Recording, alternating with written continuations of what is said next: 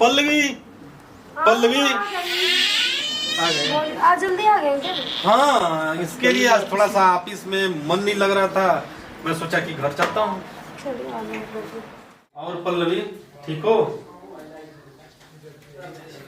पिताजी कैसे हैं? और पिताजी को खाना वाना खिलाई हो? हाँ, खाना वाना तो खिला दी, मगर क्या मगा? वो आपके मामा जी आए थे। हाँ। तो बोले हैं कि उनको लेके जा रहा हूँ। हाँ। और 4-5 दिन में वापस मतलब घुमा के फिर वापस भेज देंगे। अरे तो उनसे बताई नहीं कि पिताजी का तबीयत खराब है? अरे बाबा, मैं आपके पास फोन कर ही रही थी पर फोन नहीं लग रहा था। अच्छा बताओ ना, पिताजी का तो तबीयत खराब था, अब चले गए, अब अच्छा बताओ, घर अच्छा लग रहा है, सुना तो लग रहा है। कोई बात नहीं, वो 2-4 दिन में आ जाएंगे पिताजी। चलो ठीक है, थोड़ा सा घूम लेने दो, उनका भी मन थोड़ा सा ये हो जाएगा। ठीक है। ठीक।